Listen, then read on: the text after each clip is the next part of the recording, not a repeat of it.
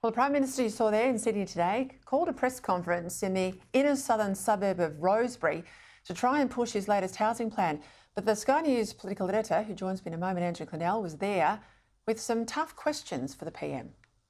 Is it really the time to be hitting businesses with your wave of IR reforms, increasing red tape and requirements on business? The Bill Kelty has reportedly said there's not enough imagination in your government. You've got polls showing your government at risk of losing. So do you fear a hung parliament where it would be even harder to get anything through? Do you expect a rate cut before the election? Have you overruled your minister? Because even with me, she didn't rule out the climate trigger being part of negotiations. Andrew Clennell joins me now from Sydney. Well, I hate to say, I think he probably thought it was a doddle until you turned up, Andrew. He thought that Canberra press gallery crowd are a long way away from Rosebery. But you pressed him on a range of subjects. Do you feel like you got any answers? Well, he answered them. I think the government is in need of... Did you get an answer? Did you get an answer? Let's not get into that, Peter. What I will say is the government is in need of a plan. You know, if I was running a coalition ad campaign now, I'd say Labor has no plan when it comes to the economy. Their only plan is hope for a rate cut. And I think that's why they're in the situation they're in. They announce a few things, but you could argue their IR reforms aren't great for productivity and don't help the current problem. You could argue they could have cut spending more. I'm starting to think maybe even put us into recession. I know that sounds crazy, because we still have low unemployment, but they could have done that, and then out the other side, nearer the election, inflation's come down, rates come down. Now we're sort of in this death of 1,000 cuts or death of 100 no rate cuts, I guess. We're wedged. And that is problematic if inflation hangs around at 3.5. So, you know, Bill Kelty's got a bit of a point when he says some imagination's needed, and I've been saying for a while, including to you, some risk is needed. That's the big thing that's needed, and I'm not sure that this week's display that we can't get anything through helps. Now, they're putting this up because they want to say, look, if you think it's bad having a Senate that doesn't pass these things with the Greens in charge, don't do it in the lower house. Don't give us a hung parliament. We need to get an agenda through, including to help on housing. But the problem is when you do that, it also backfire because it makes you look a bit helpless and a bit impotent. And I feel that is a bit of the impression of this week. They've come with this strategy to say, look, the Senate, the Coalition, the Greens, they're the no-alition, they're against change, they're against housing change to get more people in housing. But I think ultimately you look like impotent if you can't get things through. Well, I think you also risk with those sort of strange bedfellows is if everybody's against you, and now you've got even Bill Kelty coming out against you, it's quite possible that your strategy's wrong. You're amplifying your critics.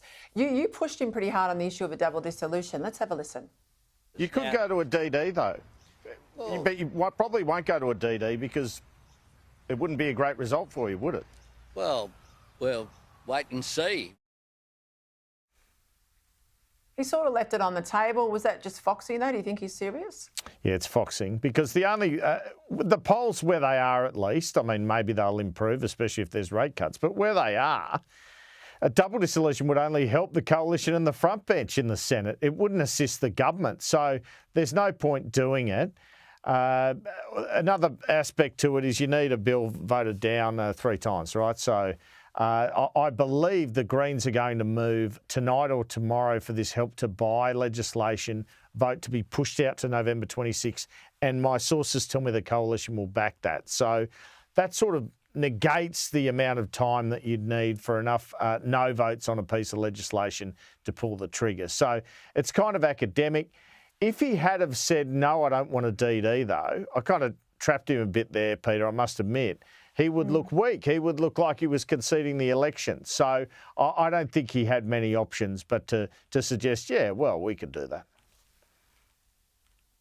Yeah, it's just twice, I've got to say, twice in 90 days on the notice paper between the ballots on the legislation for the trigger. Hey, you made the point, and I think this is very telling of internal politics in Labor. You said he has pulled rank on Tanya Plibersek, ruling out this talk we heard last week about some sort of climate trigger being inserted in the EPA legislation. Give me a read on the internal politics of Labor and the Labor left in Sydney at the moment. Well, I don't think you'll ever hear Anthony Albanese chastise Tanya Plibersek or at all. Not in a cabinet forum, not in any forum in government. But do I think they're seeing things on the same page at the moment? No, I do not, because there's the gold mine in Orange and now there's this. So has he actually intervened here to make it more forceful there'll be no climate trigger? Yes, he has. Now, one argument put to me today is Tanya Plibersek's foxing with the climate trigger to try and get the coalition to vote for the legislation. I'm not so sure about that, because she wouldn't deny to me today that she had discussed it with the Greens, or her office had. It's a pretty simple thing to deny.